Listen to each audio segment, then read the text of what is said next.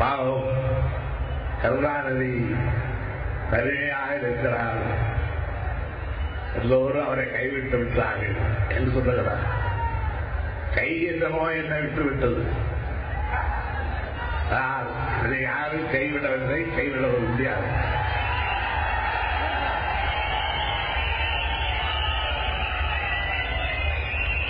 கை சிந்தம் என்னோடு இல்லை என்பதற்காக கைவிட்டு விட்டதாக யாரும் கருதக்கூடாது. ஏனென்றால் எதிர்காலத்திலே நாடு போகிற போக்கில் மதச்சார்பின்மை என்ற வார்த்தைக்கு பொருளில்லாத அளவிற்கு நாடு மாறி சமுதாயத்திலே அத்தகைய தாக்குதல் நடத்தப்பட்டு வேறு வழியில்லாமல் நாம் நம்முடைய கொள்கைகளை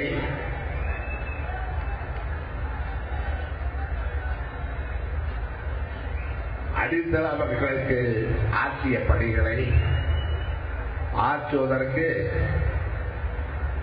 ஏழை எளியவர்கள் பாவம் எத்தகைய அன்புள்ளம் கொண்டு இதுவரையிலே திராவிட முன்னேற்ற கழகம் நடைபெற்று வருகிறதோ அதை தொடர்வதற்கு யார் கை கொடுத்தாலும் நாம் அந்த ஒரு காரணத்திற்காக யார் கை கொடுத்தாலும் நிறுவனங்கள் வந்திருந்தால் குறித்துக் கொள்ள வேண்டும்.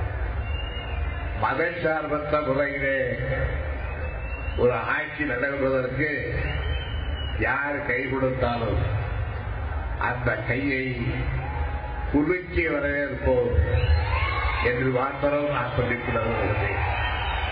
அல்லால்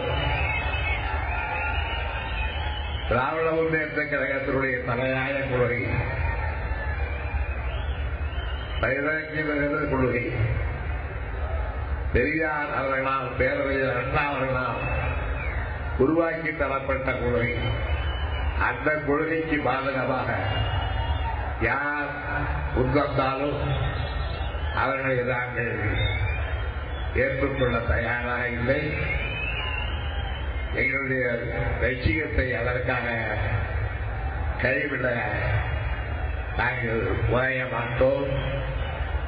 திராவிட முன்னேற்ற கழகத்திற்கு வீழ் கொள்கையாக விளங்குகின்ற ஜாதி மறுப்பு, மதவாத மறுப்பு இவைகளையெல்லாம் விட்டொழித்து யார் சிறுபான்மை சமுதாயத்தோடு உறவு கொள்ள முன்வருகிறார்களோ, சிறுபான்மை சமுதாயத்திற்கு யார் தோழர்களாக இருப்பதற்கு முன்வருகிறார்களோ அவர்களோடுதான் இனி வருங்காலத்திலே என்றென்றும் நிலைத்த நெடுங்காலத்திற்கு உறுதியாக இருக்கக்கூடிய உறவு அமையும் என்பதை இந்த நேரத்திலே நான் ஒரு பிரதிஜையாக எழுதி சொல்ல கடமைப்பட்டிருக்கின்றேன்.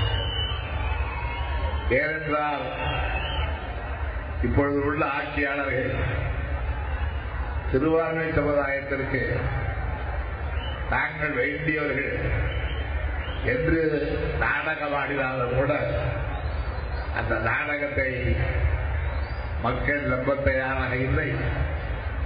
சிறுபான்மை சமுதாயமும் அதை ஏற்க தயாராக இல்லை. ஆகவேதான் நடைபெற்றுக் கொண்டிருக்கின்ற ஏறத்தாழ 3 ஆண்டு கால ஆட்சியை உற்று நோக்கினால் அதிமுக என்கின்ற ஒரு கட்சி ஆட்சி பொறுப்பேற்று 2011ஆம் ஆண்டில் இருந்து 25/3/2014 வரை பத்திரிகைகளில் வெளிவந்த தமிழகத்தில் நடைபெற்ற சட்டம் ஒழுங்கு நீதிய நிகழ்ச்சிகளுடைய பட்டியலை பார்த்தால்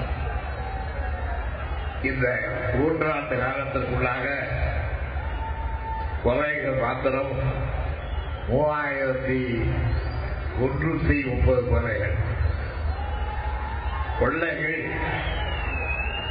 1223, செயின் திருத்தங்கள் 929, வெளிப்பறி மோசடிகள் 916.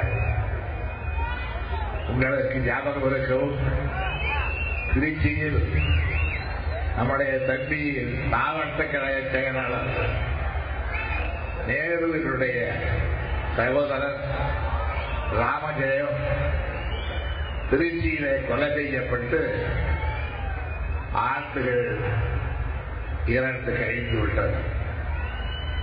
இன்னும் அந்த குற்றவாளி கண்டுபிடிக்கப்படவில்லை. எப்படி கண்டுபிடிக்க முடியும்? குற்றவாளி சாதாரணமாக தெருவிலே உலகிக் கொண்டிருந்தால், காட்டிலே பதுங்கி இருந்தால் கண்டுபிடித்திடலாம். குற்றவாளி கண்டுபிடிக்க முடியாத இடத்தில் ஒளிந்து கொண்டு இந்த ஏற்பாட்டை செய்த நேருவினுடைய தம்பி ராமஜெயத்தையும் செய்துவிட்டு நாங்களும் கண்டுபிடிக்க வைத்திருக்கிறோம் என்று ஒப்பக்கி சப்பாடி என்பதை போல